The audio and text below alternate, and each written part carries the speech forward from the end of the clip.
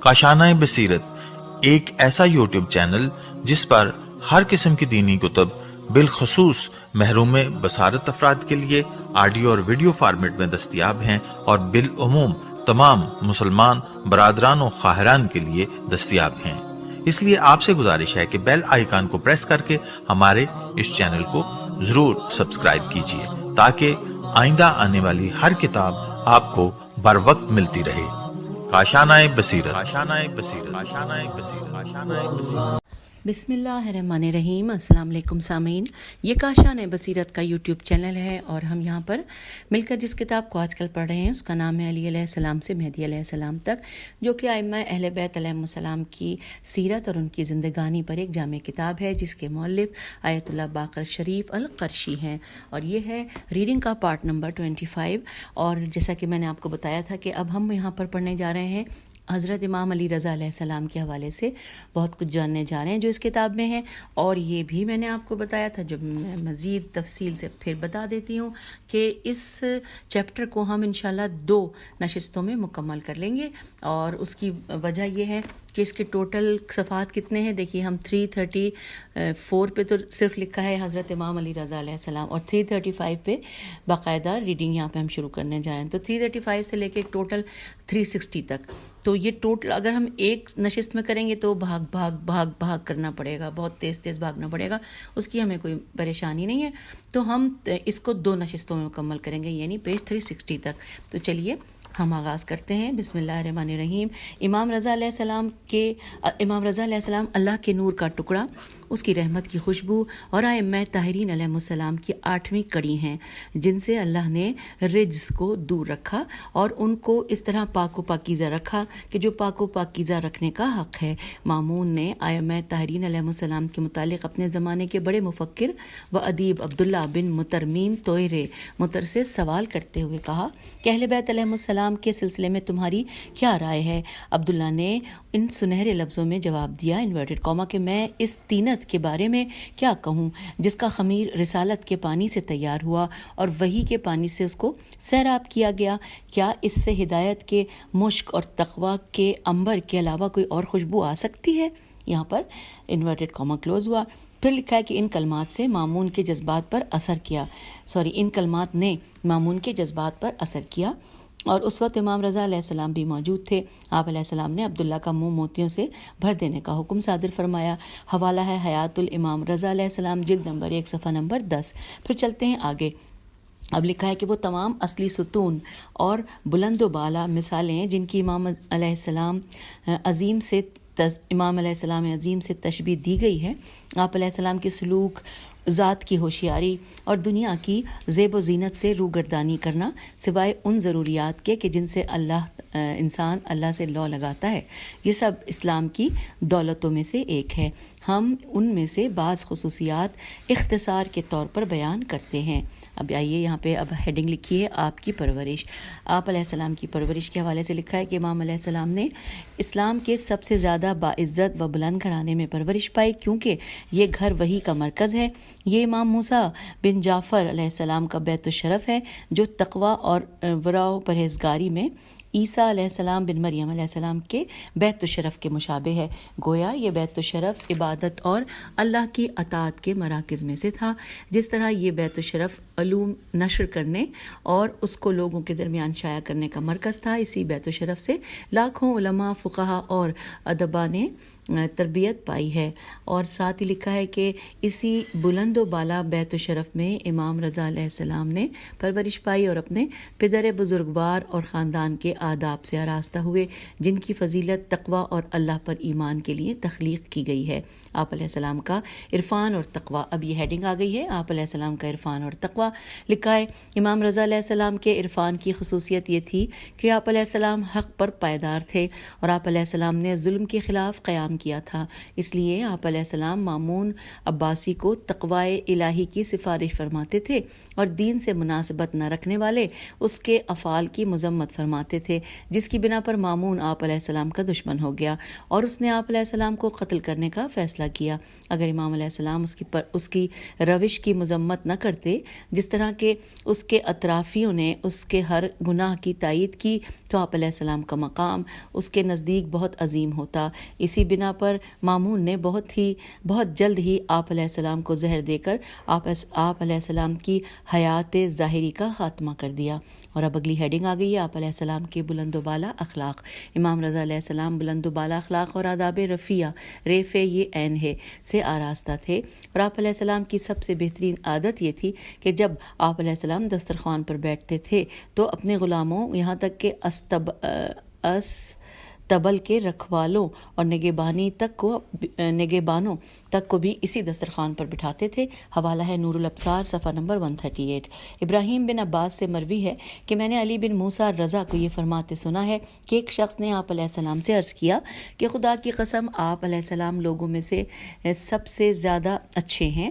امام علیہ السلام نے یہ فرماتے ہوئے جواب دیا کہ اے فلاں مت ڈر، مجھ سے وہ شخص زیادہ اچھا ہے جو سب سے زیادہ اللہ کا تقوی کا اختیار کرے اور اس کی سب سے زیادہ اطاعت کرے۔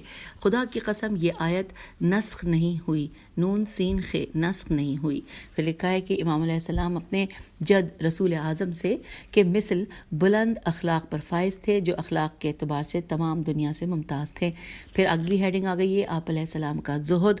امام علیہ السلام نے اس پر مسرت اور زیب و زینت والی زندگی میں اپنے آبا اعظام عین ذو الف میم کے مانند کردار پیش کیا، جنہوں نے دنیا میں زہد اختیار کیا۔ آپ علیہ السلام کے جد بزرگوار امام امیر المومنین علیہ السلام نے اس دنیا کو 3 مرتبہ طلاق دی، جس کے بعد اس سے رجوع نہیں کیا جا سکتا۔ پھر لکھا ہے کہ محمد بن عباد رضی اللہ نے امام علیہ السلام کے زہد کے متعلق روایت کی ہے۔ امام علیہ السلام گرمی کے موسم میں چٹائی پر بیٹھتے، سردی کے موسم میں ٹاٹ پر بیٹھتے۔ آپ علیہ السلام سخت کھردرا لباس پہنتے تھے، یہاں تک کہ جب آپ لوگوں سے ملاقات کے لیے جاتے تو پسینے سے شرابور ہو جاتے۔ حوالہ ہے عیون اخبار رضا جلد نمبر 2 صفحہ نمبر 178، مناقب جلد نمبر 4 صفحہ نمبر 361۔ پھر لکھا ہے دنیا میں زہد اختیار کرنا امام علیہ السلام کے بلند اور آشکار اور آپ علیہ السلام کے ذاتی صفات میں سے تھا۔ تمام راویوں اور مورخین کا اتفاق ہے کہ جب امام علیہ السلام کو ولی عہد بنایا گیا تو آپ علیہ السلام نے سلطنت کے مانند کوئی بھی مظاہرہ نہیں فرمایا، حکومت و سلطنت کو کوئی اہمیت نہ دی، اس کے کسی بھی رسمی موقف کی طرف رغبت نہیں فرمائی۔ آپ کسی بھی ایسے مظاہرے سے شدید کراہت کرتے تھے جس سے حاکم کی لوگوں پر حکومت و بادشاہت کا اظہار ہوتا ہے۔ چنانچہ آپ علیہ السلام فرماتے تھے کہ لوگوں کا کسی شخص کی اقتداء کرنا اس شخص کے لیے فتنہ ہے اور اتباع کرنے والے کے لیے ذلت اور رسوائی ہے۔ اور اب آئیے اگلی ہیڈنگ کی جانب۔ لکھا ہے آپ علیہ السلام کے علوم کی وسعت۔ حضرت امام علی رضا علیہ السلام اپنے زمانے میں سب سے زیادہ عالم اور فاضل تھے اور عالم اور افضل تھے، اور آپ علیہ السلام نے اہل زمانہ کو مختلف قسم کے علوم جیسے کہ علم فقہ، فلسفہ، علوم قرآن اور علم طب وغیرہ کی تعلیم دی۔ ہروی نے چھوٹی ہروی نے آپ کے علوم کی وسعت کے سلسلے میں یوں کہا ہے کہ میں نے امام علی بن موسیٰ رضا علیہ السلام کس سے زیادہ عالم کسی کو نہیں دیکھا۔ مامون نے متعدد جلسوں میں علماء، ادیان، فقہا، شریعت اور متکلمین کو جمع کیا، لیکن آپ علیہ السلام ان سب پر غالب آ گئے، یہاں تک کہ ان میں کوئی ایسا باقی نہ رہا جس نے آپ علیہ السلام کی فضیلت کا اقرار نہ کیا ہو۔ اور میں نے آپ علیہ السلام کو یہ فرماتے سنا کہ میں ایک مجلس میں موجود تھا اور مدینہ کے متعدد علماء بھی موجود تھے، جب ان میں سے کوئی کسی مسئلے کے بارے میں پوچھتا تھا تو اس کو میری طرف اشارہ کر دیتے تھے اور مسئلہ میرے پاس بھیج دیتے تھے اور میں اس کا جواب دیتا تھا۔ یہاں پر حوالہ ہے کشف الغمہ جلد نمبر 3 صفحہ نمبر 107۔ اور اب اگلے پیراگراف میں لکھا ہے کہ ابراہیم رضی اللہ بن عباس سے مروی ہے کہ میں نے امام رضا علیہ السلام کو نہیں دیکھا مگر یہ کہ آپ علیہ السلام نے ہر سوال کا جواب دیا. میں نے آپ علیہ السلام کے زمانے میں کسی کو آپ علیہ السلام سے زیادہ عالم نہیں دیکھا, اور مامون ہر چیز کے متعلق آپ علیہ السلام سے سوال کر کے آپ علیہ السلام کا امتحان لیتا تھا اور آپ علیہ السلام اس کا جواب عطا فرماتے تھے. حوالہ حیات الامام الجواد علیہ السلام صفحہ نمبر 42. مامون سے مروی ہے کہ میں ان یعنی کہ امام رضا علیہ السلام سے افضل کسی کو نہیں جانتا. حوالہ ہے عیان الشیعہ جلد نمبر 4 صفحہ نمبر 200. پھر ہے بصرہ, خراسان اور مدینہ میں علماء کے ساتھ آپ علیہ السلام کے مناظرے آپ علیہ السلام کے علوم کی وسعت پر دلالت کرتے ہیں. ان دنیا کے جن علماء کو مامون آپ علیہ السلام کا امتحان لینے کے لیے جمع کرتا تھا وہ ان سب سے زیادہ آپ علیہ السلام پر یقین اور آپ علیہ السلام کے فضل و شرف کا اقرار کرتے تھے. کسی علمی وفد نے امام علیہ السلام سے ملاقات کی مگر یہ کہ اس نے آپ علیہ السلام کے فضل کا اقرار کر لیا. مامون آپ علیہ السلام کو لوگوں سے دور رکھنے پر مجبور ہو گیا کہ کہیں آپ علیہ السلام کی وجہ سے لوگ اس سے بدظن نہ ہو جائیں. اور اب اگلی ہیڈنگ آ گئی ہے اقوال ذری. آئیے اس حوالے سے دیکھتے ہیں کیا کچھ ہم جاننے جا رہے ہیں. امام علیہ السلام متعدد غرر الحکم, آداب, وصیتیں اور اقوال ارشاد فرماتے ہیں جن سے لوگ استفادہ کرتے تھے. یہ بات اس چیز پہ دلالت کرتی ہے کہ آپ علیہ السلام اپنے زمانے میں عالم اسلامی کے سب سے بڑے استاد تھے اور آپ علیہ السلام نے حکمت کے ذریعے مسلمانوں کی تہذیب اور ان کی تربیت کے لیے جد و جہد کی ہے. ہم ان میں سے بعض چیزوں کی طرف اشارہ کرتے ہیں. اب آئیے یوں ٹاپک وائز انہوں نے بتایا ہے, وہ میں آپ کو بتا دوں کہ انہوں نے ٹاپک وائز کس طرح بتایا ہے. یہ چلیں ساتھ ساتھ ویسے تو خیر بتا دیتی ہوں, عقل کی فضیلت کے بارے میں, پھر محاسبہ نفس کے بارے میں, پھر کاروبار کی فضیلت, پھر سب سے اچھے لوگ, پھر آپ کی نصیحتیں. چلیے ہم ساتھ ساتھ بتاتے جائیں گے. سب سے پہلے لکھا ہے عقل کی فضیلت. لکھا ہے اللہ نے انسان کو سب سے افضل نعمت عقل کی دی ہے جس کے ذریعے انسان اور حیوانات کو جدا کیا جاتا ہے. اور امام علیہ السلام نے بعض احادیث میں عقل کے ساتھ متعلق گفتگو کی ہے. جیسے اب یہاں پہ 2 پوائنٹس دیے ہوئے ہیں. جیسے نمبر 1 امام رضا علیہ السلام کا فرمان ہے ہر انسان کا دوست اس کی عقل ہے اور جہالت اس کی دشمن ہے. حوالہ ہے اصول کافی جلد نمبر 1 صفحہ نمبر 11, وسائل جلد نمبر 11 صفحہ نمبر 161. یہ حکمت آمیز کلمہ کتنا زیبا ہے کیونکہ عقل ہر انسان کا سب سے بڑا دوست ہے جو اس کو محفوظ رکھتی ہے اور دنیاوی تکلیفوں سے نجات دلاتی ہے, اور انسان کا سب سے بڑا دشمن وہ جہالت ہے جو اس کو اس دنیا کی سخت مشکلات میں پھنسا دیتی ہے. دوسرے نمبر پہ لکھا ہے امام علیہ السلام کا فرمان ہے کہ سب سے افضل عقل انسان کا اپنے نفس کی معرفت حاصل کرنا ہے. حوالہ ہے عیان الشیعہ جلد نمبر 4 صفحہ نمبر 196 پر لکھا ہے بے شک جب انسان اپنے نفس کے سلسلے میں معرفت حاصل کر لیتا ہے کہ وہ کیسے وجود میں آیا اور اس کا انجام کیا ہوگا تو وہ عام اچھائیوں پر کامیاب ہو جاتا ہے اور وہ برائیوں کو اپنے سے دور کر دیتا ہے اور اس کو نیکیوں کی طرف راغب کرتا ہے, اور یہی چیز اس کے خالق عظیم کی معرفت پر دلالت کرتی ہے جیسا کہ حدیث میں وارد ہوا ہے انورٹڈ کاما کہ جس نے اپنے نفس کو پہچان لیا اس نے اپنے رب کی معرفت حاصل کر لی. اور اب آئیے اگلی ہیڈنگ پڑھتے ہیں محاسبہ نفس. لکھا ہے کہ امام علیہ السلام کا فرمان ہے کہ جس نے اپنے نفس کا حساب کیا اس نے فائدہ اٹھایا اور جو اپنے نفس سے غافل رہا اس نے گھاٹا اٹھایا. اس کا حوالہ یہاں پر لکھا ہے اصول کافی جلد نمبر 2 صفحہ نمبر 111. بے شک انسان کا اپنے نفس کا حساب کرنا اس نے کون سے اچھے کام کیے اور کون کون سے برے کام انجام دیے, اور اس کا اپنے نفس کو برے کام سے روکنا اور اچھے کام کرنے کی طرف رغبت دلانا تو یہ اس کی بلندی نفس, فائدہ اور اچھائی پر کامیاب ہونے کی دلیل ہے. اور جس نے اپنے نفس کا محاسبہ کرنے سے غفلت کی تو یہ غفلت انسان کو ایسی مصیبت میں مبتلا کر دیتی ہے جس کے لیے قرار و سکون نہیں ہے. اور اب آئیے اگلی ہیڈنگ کی جانب, ہم پیج نمبر 340 پر ہیں. اگلی ہیڈنگ ہے کاروبار کی فضیلت. لکھا ہے امام علیہ السلام فرماتے ہیں کہ اپنے اہل و عیال کے لیے کوئی کام کرنا اللہ کی راہ میں جہاد کرنے کے مانند ہے. یہ وہ شرف ہے جسے انسان کسب کرتا ہے, کاف سین بے کسب کرتا ہے, اور ایسی کوشش ہے کہ جس پر انسان فخر کرتا ہے. حوالہ نوٹ کیجئے تحفہ العقول صفحہ نمبر 445. اور اب اگلی ہیڈنگ ہے کہ سب سے اچھے لوگ. اس حوالے سے لکھا ہے کہ امام علیہ السلام سے سب سے اچھے اور سب سے نیک لوگوں کے بارے میں سوال کیا گیا تو آپ علیہ السلام نے فرمایا کہ وہ لوگ جب اچھے کام انجام دیتے ہیں تو ان کو بشارت دی جاتی ہے کہ جب ان سے برے کام ہو جاتے ہیں تو وہ استغفار کرتے ہیں، جب ان کو عطا کیا جاتا ہے تو شکر ادا کرتے ہیں، جب کسی مصیبت میں مبتلا ہو جاتے ہیں تو صبر کرتے ہیں، اور جب غضب ناک ہوتے ہیں تو معاف کر دیتے ہیں. حوالہ ہے تحفہ العقول صفحہ نمبر 445. یہ حقیقت ہے کہ جب انسان ان اچھی صفات سے متصف ہو جاتا ہے تو اس کا سب سے افضل اور نیک لوگوں میں شمار ہوتا ہے اور وہ کمال کی چوٹی پر پہنچ جاتا ہے. اور اب آئیے اگلی ہیڈنگ کی جانب. آپ علیہ السلام کی نصیحتیں. لکھا ہے امام علیہ السلام نے ابراہیم رضی اللہ بن ابی محمود کو یوں وصیت فرمائی انورٹڈ کاما مجھے میرے والد بزرگوار علیہ السلام نے، انہوں نے اپنے آباء و اجداد سے اور انہوں نے رسول اکرم صلی اللہ علیہ وآلہ وسلم سے نقل کیا ہے، جس نے کسی کہنے والے کی بات کان لگا کر سنی اس نے اس کی عبادت کی. اگر اس کہنے والے کی گفتگو خدائی ہے تو اس نے خدا کی عبادت کی، اور اگر اس کی گفتگو شیطانی ہے تو اس نے ابلیس کی عبادت کی.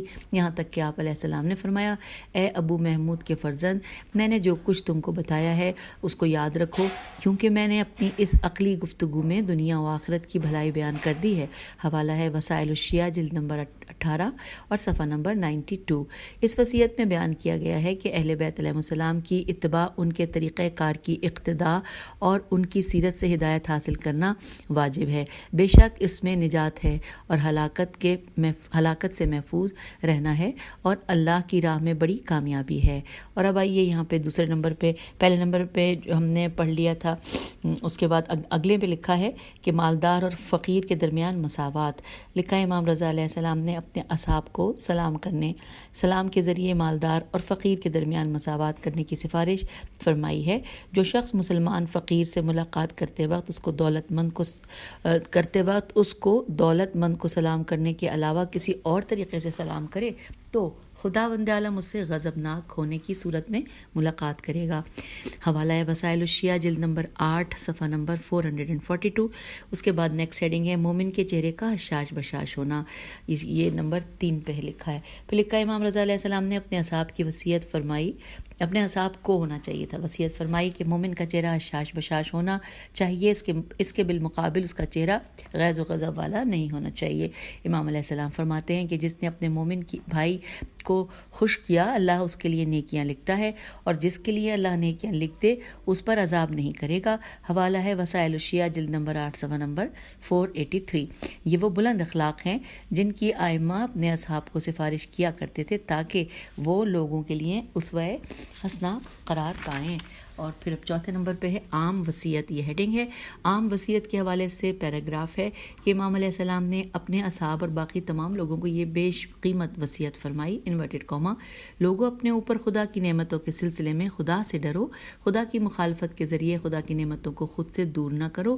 یاد رکھو کہ خدا اور رسول صلی اللہ علیہ وآلہ وسلم پر ایمان اور آل رسول علیہ السلام میں سے اولیاء الہی کے حقوق کے اعتراف کے بعد کسی ایسی چیز کے ذریعے تم شکر الہی بجا نہیں لا سکتے جو اس بات سے زیادہ پسندیدہ ہو کہ تم اپنے مومن بھائیوں کی اس دنیا کے سلسلے میں مدد کرو جو ان کے پروردگار کی جنت کی جانب تمہارے لیے گزرگاہ ہے. جو ایسا کرے گا وہ خاصان خدا میں سے ہوگا انورٹڈ کاما کلوز. اور یہاں پر حوالہ ہے در تنظیم یا در تنظیم صفحہ نمبر 215. اس وصیت میں تقوی الہی، بھائیوں کی مدد اور ان کے ساتھ نیکی کرنے کی سفارش کی گئی ہے. اور اب اگلی ہیڈنگ آ گئی ہے سامعین کلمات قصار. یہاں پر ہم پڑھیں گے 6 پوائنٹ دیے میں 6 کلمات قصار کو جانیں گے جو کہ امام علیہ السلام نے فرمایا. لکھا ہے امام رضا علیہ السلام کی حکمت آمیز کلمات قصار چمکتے ہوئے ستاروں کی طرح حکمتوں سے پر ہیں. آئیے ان کو پڑھتے ہیں. سب سے پہلے نمبر پہ لکھا ہے امام علیہ السلام نے فرمایا کہ اگر کوئی ظالم و جابر بادشاہ کے پاس جائے اور وہ بادشاہ ان کو اذیت و تکلیف دے تو اس کو کوئی اجر نہیں ملے گا اور نہ ہی اس پر صبر کرنے سے ان کو رزق دیا جائے گا. حوالہ ہے تاریخ یعقوبی جلد نمبر 3 صفحہ نمبر 181. دوسرے نمبر پہ لکھا ہے امام رضا علیہ السلام کا فرمان ہے لوگوں سے محبت کرنا نصف عقل ہے. حوالہ بہار الانوار جلد نمبر 78 صفحہ نمبر 335. تیسرے نمبر پہ ہے کہ امام رضا علیہ السلام فرماتے ہیں کہ لوگوں پر ایک ایسا زمانہ آئے گا جس میں عافیت کے 10 جز ہوں گے، جس میں 9 حصے لوگوں سے الگ رہنے میں ہوں گے اور 1 حصہ خاموشی میں ہوگا۔ حوالہ ہے تحفہ العقول، صفحہ نمبر 446۔ اب یہاں پہ چوتھے نمبر پہ لکھا ہے کہ امام رضا علیہ السلام فرماتے ہیں کہ بخیل کے لیے چین و سکون نہیں ہے اور نہ ہی حسود کے لیے ہے سین واو دال، حسود کے لیے لذت ہے، ملول رنجیدہ شخص کے لیے وفا نہیں ہے اور جھوٹے کے لیے مروت نہیں ہے۔ حوالہ ہے تحفہ العقول، صفحہ نمبر 446۔ آپ سوچتے ہوں گے میں کبھی بھی تحفہ العقول کی ہجے نہیں کر کے بتاتی، تو آئیے بتا دیتی ہوں۔ تے ہے فے، بس تحف تے ہے فے اور پھر الف لام عین قاف واو لام، تو میرے خیال ہے میں اسے صحیح پڑھتی ہوں، یا تحف العقول بھی پڑھنا چاہیے، آپ لوگ مجھ سے بہتر جانتے ہیں۔ آئیے آگے چلتے ہیں۔ 5ویں نمبر پہ امام رضا علیہ السلام فرماتے ہیں کہ جس نے مومن کو خوش کیا خدا قیامت کے دن اس کو خوشحال کرے گا۔ حوالہ ہے وسائل الشیعہ، جلد نمبر 12، صفحہ نمبر 587۔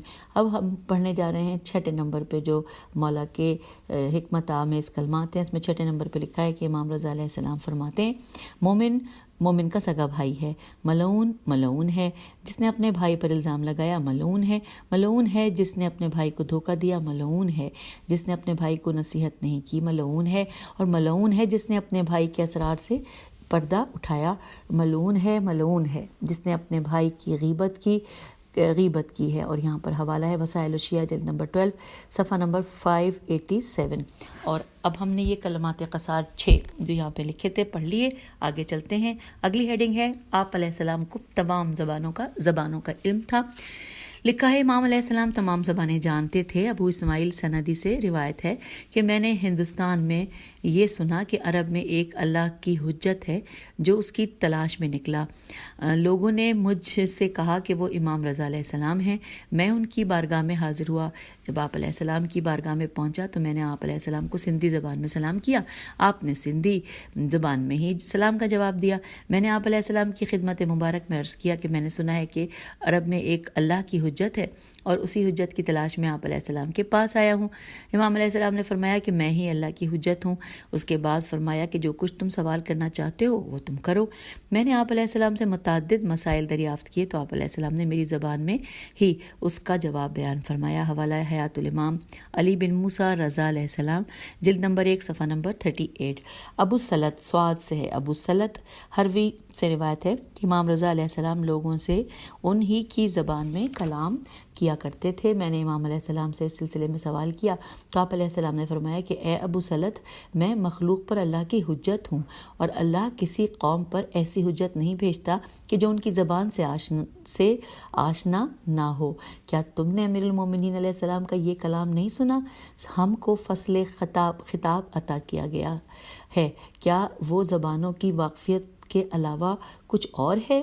یہاں پر حوالہ ہے مناقب، جلد نمبر 4، صفحہ نمبر 333۔ پھر ہے یاسر خادم سے روایت ہے کہ امام رضا علیہ السلام کے بیت الشرف میں ثقالبہ سواد سے ہے، سواد قاف الف لام بے ہے، ثقالبہ اور روم کے افراد تھے۔ امام ابو الحسن علیہ السلام ان سے بہت قریب تھے۔ میں نے آپ علیہ السلام کو ان سے ثقلبی اور رومی سین قاف لام بے چھوٹی ثقلبی یا ثقلبی اور رومی زبان میں گفتگو کرتے سنا ہے، اور وہ ان کو لکھ کر آپ علیہ السلام کی خدمت میں پیش کر دیا کرتے تھے۔ حوالہ ہے مناقب، جلد نمبر 4، صفحہ نمبر 323۔ اسی چیز کو شیخ محمد بن الحسن خور نے اس شعر میں قلم بند کیا ہے۔ یہاں پر جو شعر ہے ایک، اس کا ترجمہ ہے کہ تمام زبانوں سے آپ علیہ السلام کی آشنائی آپ علیہ السلام کا واضح معجزہ اور نشانی ہے۔ حوالہ ہے نزہۃ الجلیس، جلد نمبر 2، صفحہ نمبر 107۔ اور اگلی ہیڈنگ آ گئی ہے واقعات و حادثات۔ لکھا ہے امام رضا علیہ السلام متعدد واقعات کے رونما ہونے سے پہلے ہی ان کی خبر دے دیا کرتے تھے۔ اسے شیعوں کے اس عقیدے کی تائید ہوتی ہے کہ اللہ تعالیٰ نے ائمہ اہل بیت علیہ السلام کو اسی علم سے نوازا ہے جس سے اپنے رسول صلی اللہ علیہ وآلہ وسلم اور انبیاء علیہ السلام کو نوازا ہے۔ انہی میں سے امام علیہ السلام نے یہ خبر دی تھی کہ مامون اپنے بھائی امین بن زبیدہ کو قتل کرے گا، جس کو اس شعر میں نظم کیا۔ اور اس کا ترجمہ ہم پڑھ رہے ہیں کہ بے شک کینے کے بعد کینہ، مسلسل کینہ کرنے سے تمہارے اوپر راز فاش ہو جائے گا اور دبے ہوئے کینے ابھر آئیں گے۔ انورٹڈ کاما کلوز ہو گیا۔ حوالہ ہے جوہرۃ الکلام صفحہ نمبر 146۔ پھر لکھا ہے ابھی کچھ دن نہیں گزرے تھے کہ مامون نے اپنے بھائی امین کو قتل کر دیا۔ امام علیہ السلام نے ایک خبر یہ دی تھی کہ جب محمد بن امام صادق علیہ السلام نے مامون کے خلاف خروج کیا تو امام رضا علیہ السلام نے ان سے علیحدگی اختیار کرتے ہوئے فرمایا کہ اے چچا، اپنے بزرگوار اور اپنے بھائی امام موسیٰ کاظم علیہ السلام کی تکذیب نہ کرو، یہ امر تمام ہونے والا نہیں ہے۔ تو اس نے یہ بات قبول نہیں کی اور علل اعلان مامون کے خلاف انقلاب برپا کر دیا۔ اب کچھ دن نہیں گزرے تھے کہ مامون کا لشکر جلودی جیم لام واو دال چھوٹی ہے جلودی کی قیادت میں اس سے روبرو ہوا۔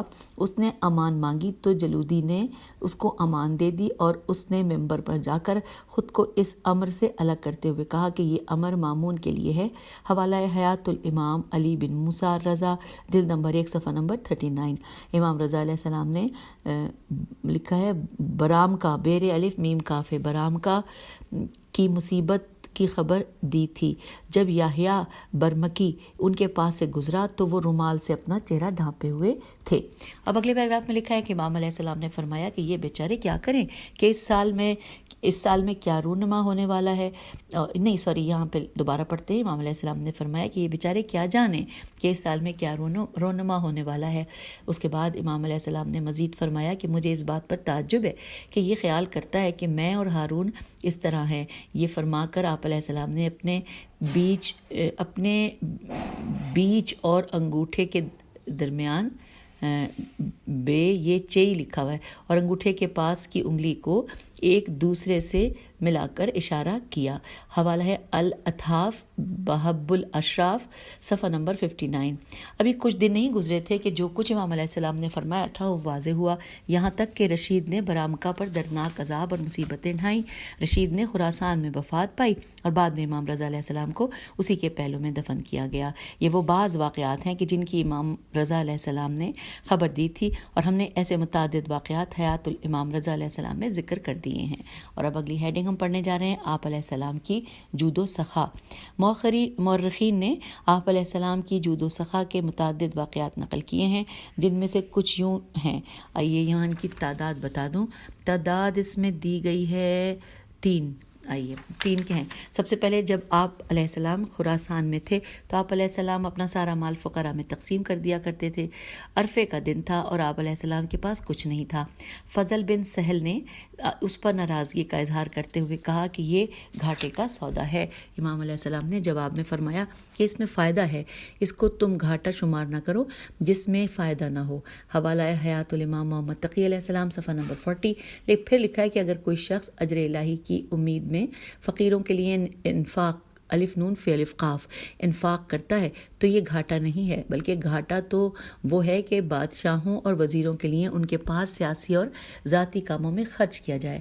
دوسرے نمبر پہ لکھا ہے کہ آپ علیہ السلام کا ایک مشہور معروف واقعہ یہ ہے کہ ایک شخص نے آپ علیہ السلام کی خدمت بابرکت میں آ کر عرض کیا کہ میں آپ علیہ السلام اور آپ کے آباء و اجداد کا چاہنے والا ہوں، میں حج کر کے واپس آ رہا ہوں، میرے پاس خرچ کرنے کے لیے کچھ بھی نہیں ہے اور جو کچھ ہے بھی اس سے کچھ کام حل ہونے والے ہیں۔